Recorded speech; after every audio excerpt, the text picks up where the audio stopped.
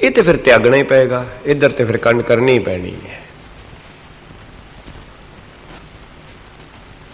ये तो जरूर होएगा,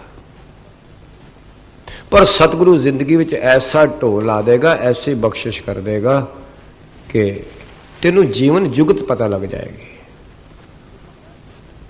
वो महाराज मैनू तुहानू कह रहे ने, आख्या ओदी रसना दे स्वाद विच ये गल नहीं हुंदी, वो केवल खाण वास्ते जी रहा है।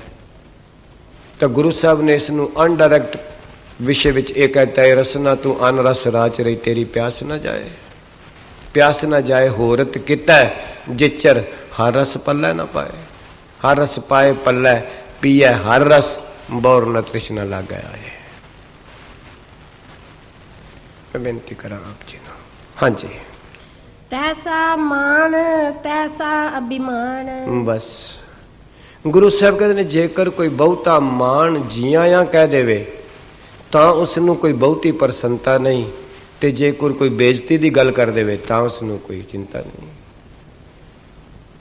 क्यों? जिन्ना बंदा मान अपना समझदा है उन्ना ही अपमान की तकलीफ हुंदी है। जद मान भी अपना ही नहीं गुरु दा है, ते जेकर अपमान किसी ने किया मेरा थोड़ा ही है, तू जान तेरा काम जाने जिन्ने कराया है।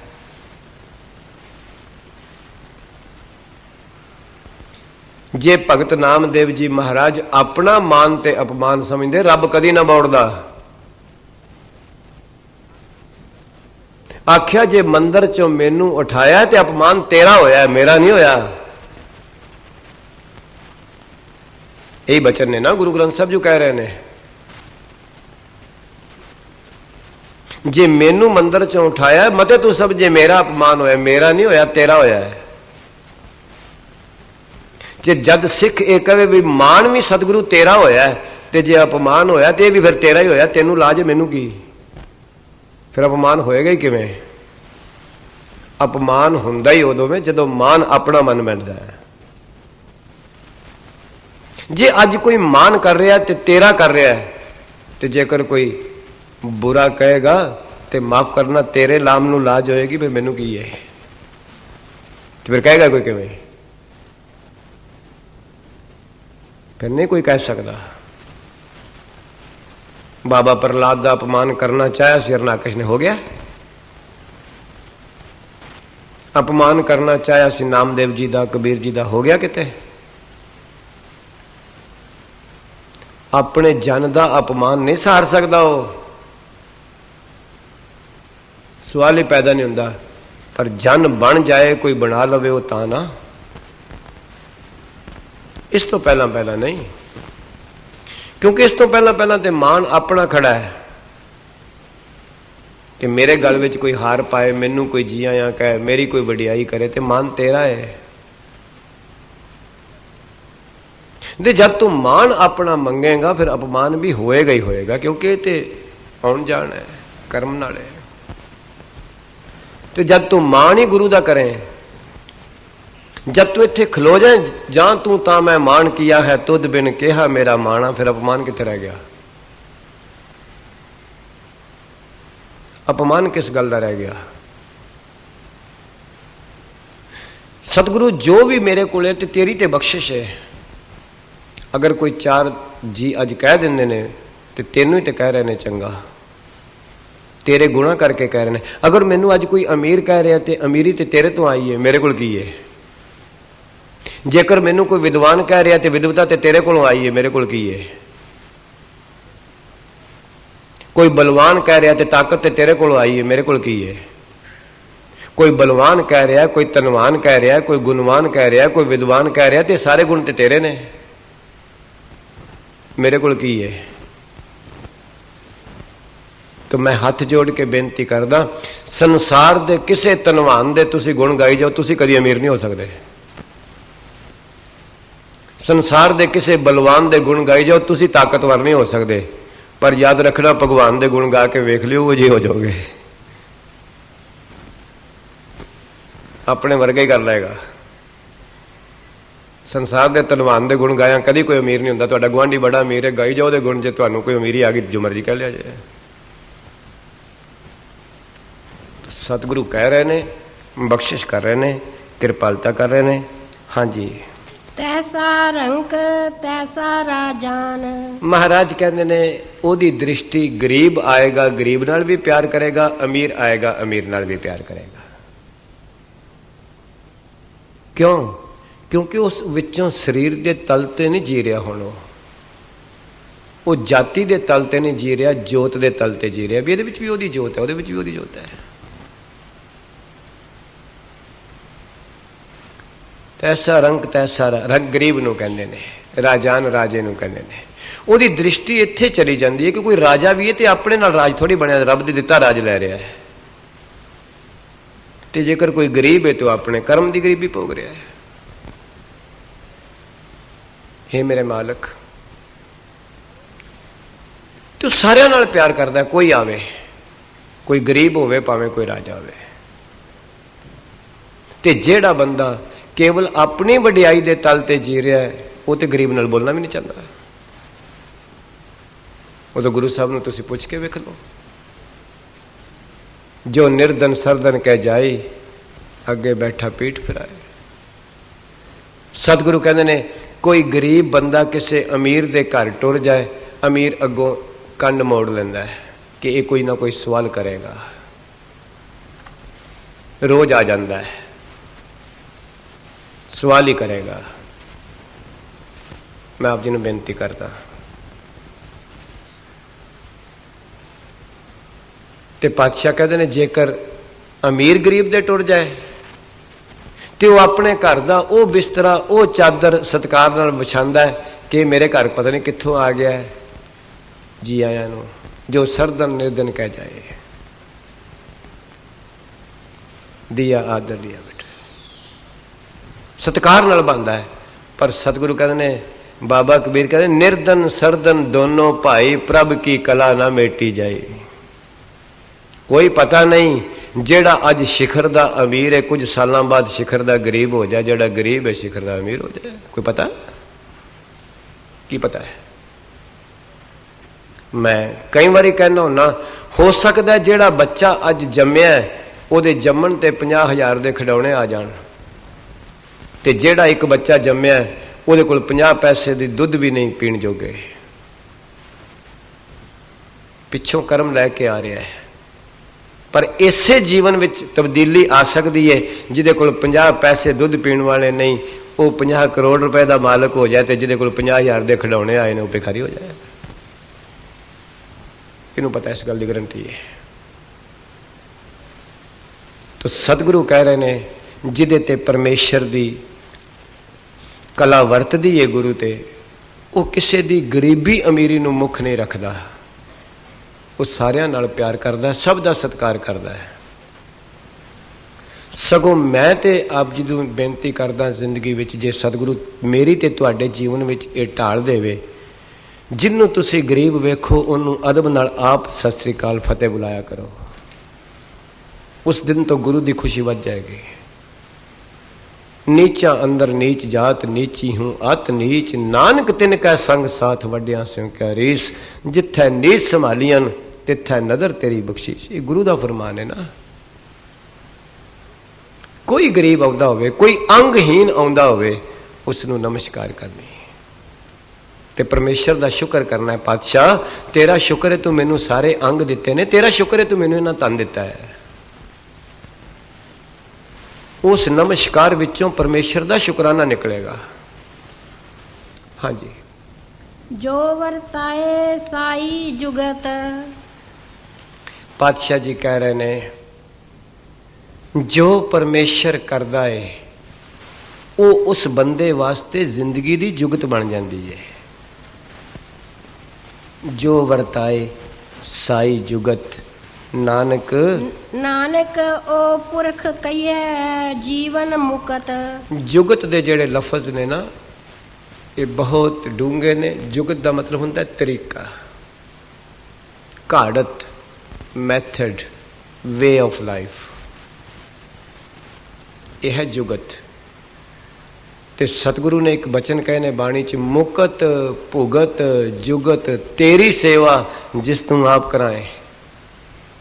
ਆਖਿਆ ਜਿਹੜੇ ਤੇਰੀ ਸੇਵਾ, ਸੇਵਾ ਦਾ ਮਤਲਬ ਹੀ ਹੁਕਮ ਮੰਨਣਾ ਹੈ। ਜਿਹੜੇ ਗੁਰੂ ਦੇ ਹੁਕਮ ਵਿੱਚ ਆ ਜਾਂਦੇ ਨੇ ਉਹਨਾਂ ਨੂੰ ਮੁਕਤੀ ਵੀ ਮਿਲ ਜਾਂਦੀ ਹੈ, ਜੁਗਤੀ ਵੀ ਮਿਲ ਜਾਂਦੀ ਹੈ, ਤੇ ਭੁਗਤ ਭੌਤਿਕ ਪਦਾਰਥ ਵੀ ਮਿਲ ਜਾਂਦੇ ਨੇ, ਸੰਸਾਰ ਦੇ ਸੁੱਖ ਵੀ ਮਿਲ ਜਾਂਦੇ ਨੇ। ਮੁਕਤ ਭੁਗਤ ਜੁਗਤ ਤੇਰੀ ਸੇਵਾ। ਕਈਆਂ ਕੋਲ ਪੈਸੇ ਹਨ, ਉਹਨਾਂ ਨੂੰ ਵਰਤਨ ਦੀ ਜੁਗਤ ਨਹੀਂ। ਬਹੁਤੇ ਲੋਕ ਸੰਸਾਰ ਤੇ ਐਸੇ ਨੇ ਜਿਨ੍ਹਾਂ ਕੋਲ ਧਨ ਹੈ ਪਰ ਧਨ ਵਰਤਨ ਦੀ ਜੁਗਤ ਨਹੀਂ।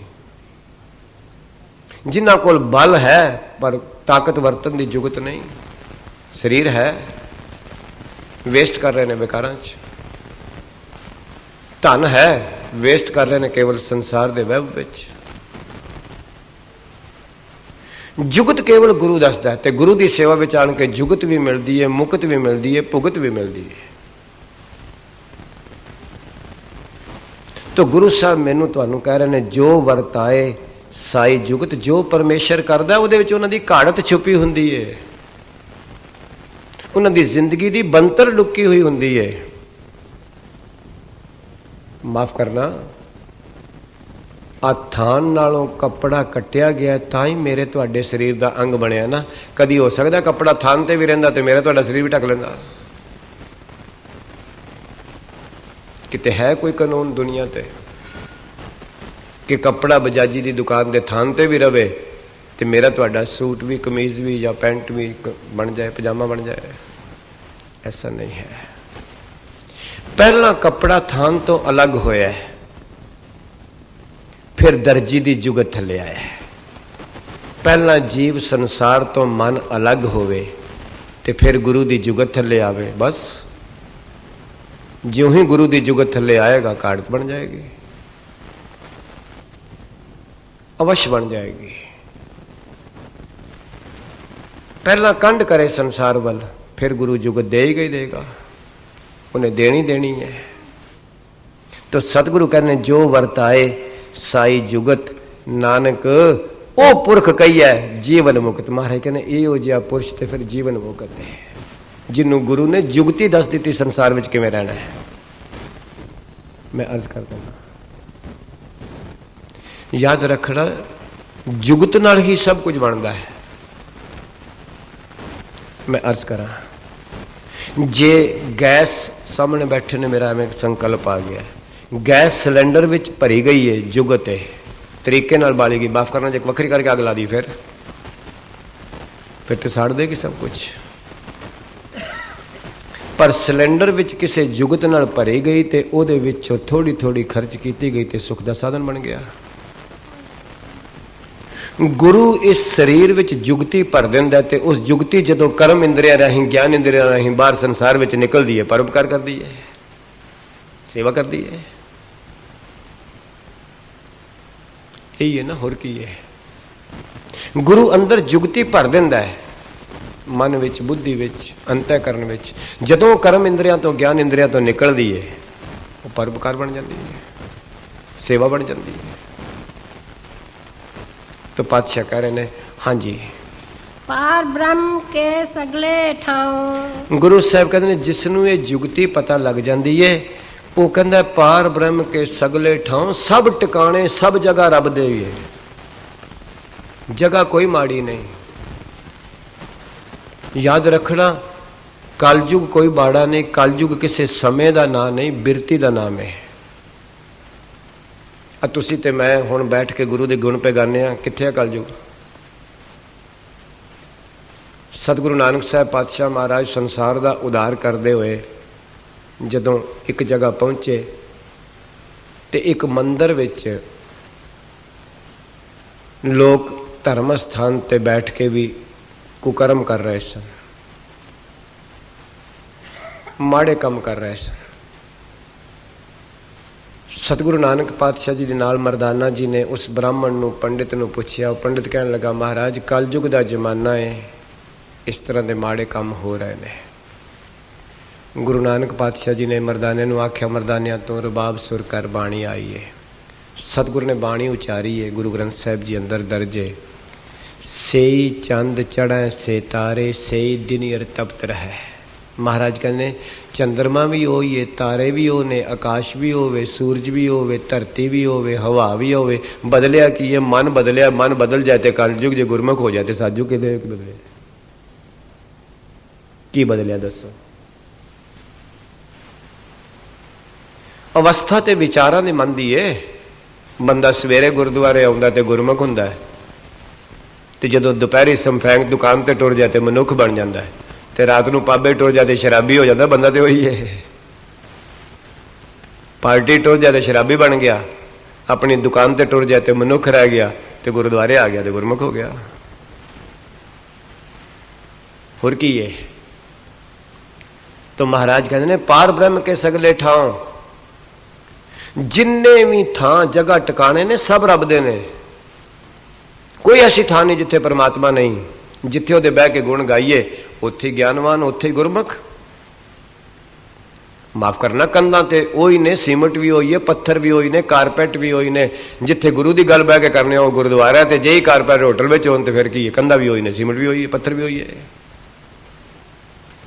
होर होटल च की फर्क है?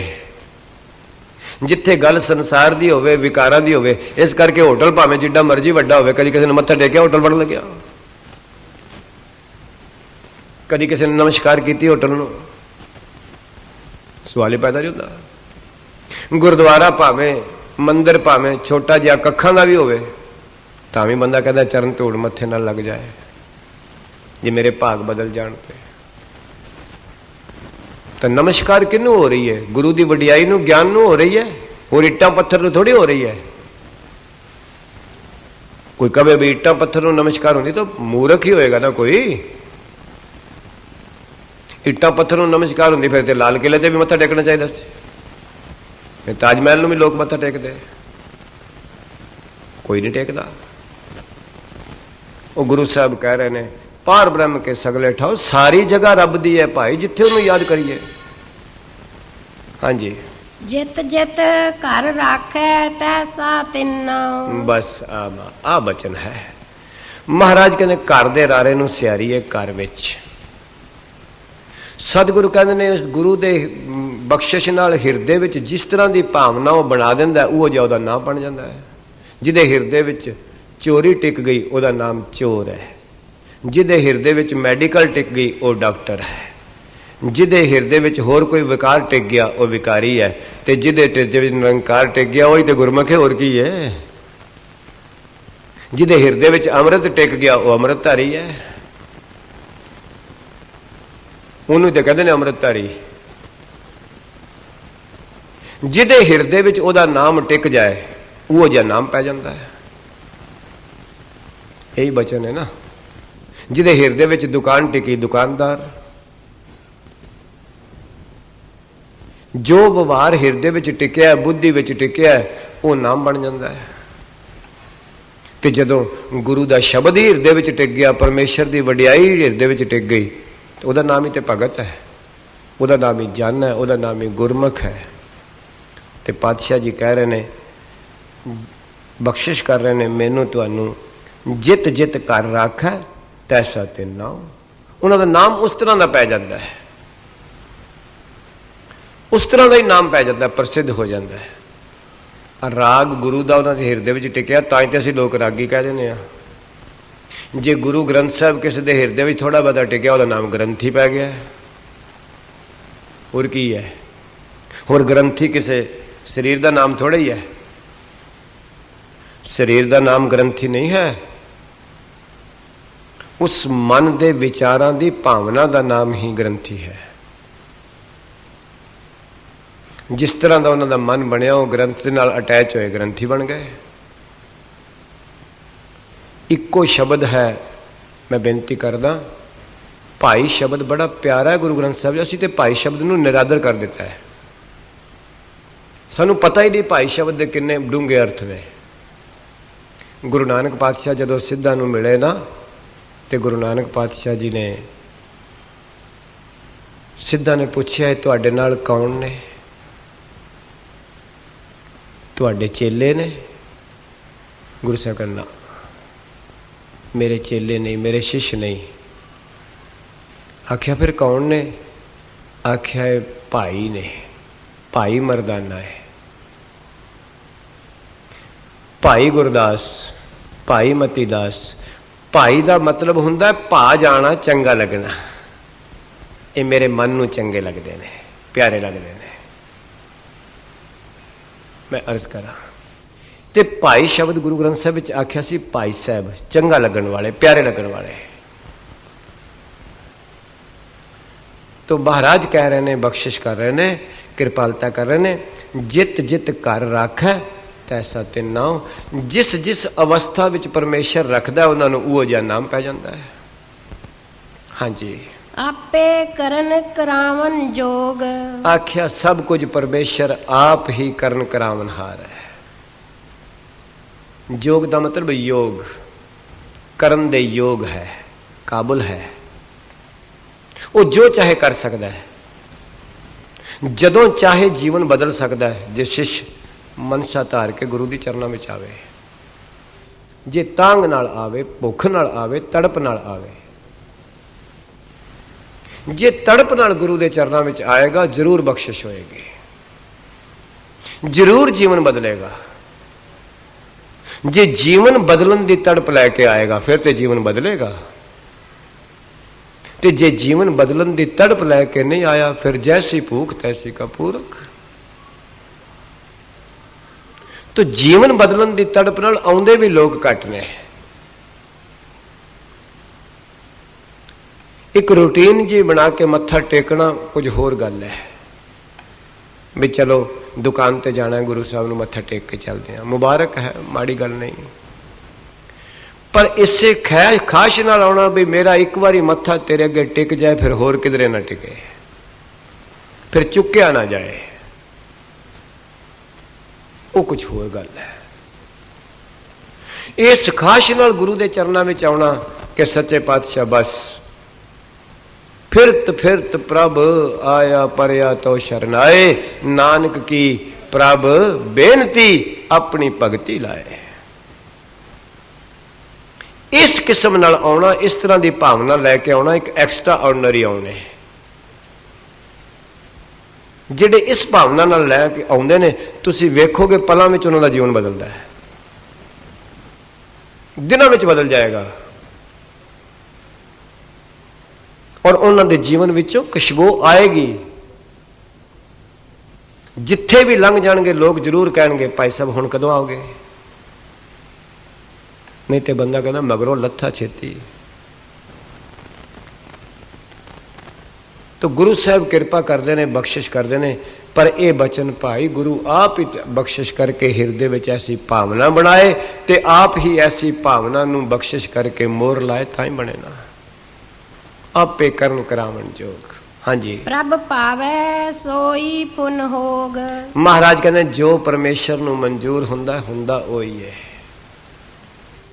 कदी किसी नूं नहीं सी पता कि भाई जेठा एक यतीम घर दे बच्चे लाहौर तो टुर के ते गोइंदवाल साहब आन के गुरु नानक दे घर दी गद्दी दा मालक बन जाणगे। अज मैं तुहाडी असीस नाल जदों हरमंदर साहब तो गुरु रामदास साहब जी दे दर दे दर्शन करदा, कदी टीवी ते कदी सन्मुख जाके, तां सच्चे पातशाह कदी लोग कहंदे सन ये यतीम बच्चा है, रोल रहा है। 7 साल की उम्र में माँ बाप भी चले गए सिर तो, घुंगणियां दा छाबा सिर ते वे। कोई कह सकता है छाबे नूं अगर बदलिया तो छतर विच बदल दिता गुरु अमरदास साहब ने।